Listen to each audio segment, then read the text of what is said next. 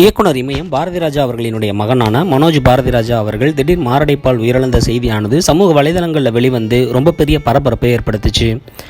நிறைய சினிமா பிரபலங்கள் அவருடைய மறைவுக்கு இரங்கல் தெரிவித்து வந்தாங்க. பல பேர் நேரில் போய் கண்ணீர் அஞ்சலி செலுத்தினாங்க.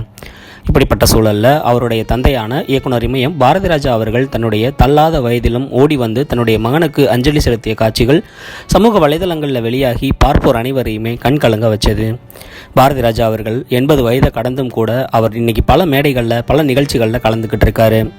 ஆனால் அவருடைய மகன் 48 வயதிலேயே மாரடைப்பு வந்து இறந்த செய்தியானது எல்லோரையுமே ரொம்ப பெரிய பரபரப்புக்கு உள்ளாக்கி இருக்கு. சமீப காலமாகவே இளம் வயதில் இருக்கக்கூடிய நிறைய பேர் உயிரிழந்து போகிறாங்க.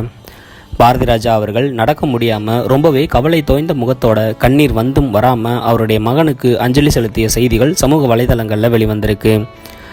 மனோஜ் அவர்களை வைக்கப்பட்டிருக்க அந்த பெட்டிக்கு அருகில் பாரதிராஜா அவர்கள் நிற்க முடியாமல் தள்ளாடிய வயதில் வந்து அழுதுட்டுருக்காரு. அவரை ஒரு நிமிடம் மட்டுமே பார்க்க வச்சுட்டு அதுக்கப்புறமா மீண்டும் எல்லாருமே குண்டுக்கட்டாக தூக்கிட்டு போயிடுறாங்க. அதுக்கப்புறமா பாரதிராஜா அவர்கள் இறுதி சடங்கு செய்கிறதுக்காக ரொம்பவே வாடிய முகத்தோட நடந்து வரக்கூடிய காட்சிகள் பார்ப்போர் அனைவரையுமே கண் கலங்க வச்சது. இந்த வயதில் பாரதிராஜா அவர்களுக்கு இப்படிப்பட்ட ஒரு நிலைமை வரக்கூடாது அப்படின்னு ரசிகர்கள் பலரும் தங்களுடைய கருத்துக்களை தெரிவிச்சிருக்காங்க. சமீபத்தில் மனோஜ் பாரதிராஜா அவர்கள் ஒரு நேர்காணலில் என்ன சொல்லியிருக்காரு அப்படின்னா, சிறு வயதில் இருந்தே அவருக்கு நடிப்பில் ஆர்வம் இல்லை அப்படின்னு சொல்லியிருக்காரு. இருந்தாலும் அவங்க அப்பா வந்து கேட்காம முரண்டு பிடிச்சி நிறைய நாள் படப்பிடிப்பு தளத்துக்கு வற்புறுத்தி அனுப்பி வச்சிருக்காரு.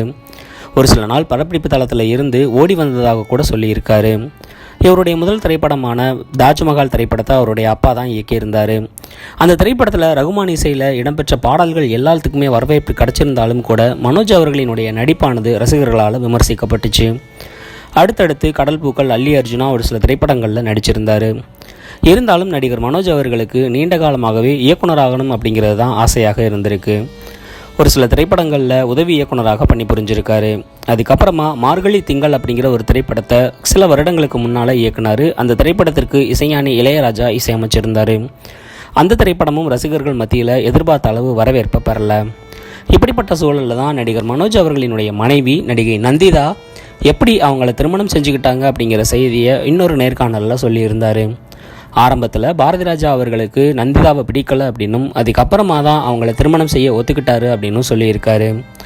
என்னதான் தன்னுடைய தந்தையாக இருந்தாலும் இன்னைக்கு வரைக்குமே இயக்குனர் இமயம் பாரதிராஜா அவர்களை ஒரு குரு ஸ்தானத்தில் தான் மனோஜ் அவர்கள் வச்சுருக்காரு. இப்படிப்பட்ட சூழலில் தான் மனோஜ் அவர்கள் இறந்த செய்தி பாரதிராஜா அவர்களை எந்த அளவுக்கு பாதிச்சிருக்கும் அப்படின்னு பலரும் பாரதிராஜா அவர்களுக்கு ஆறுதல் சொல்லிட்டு வராங்க.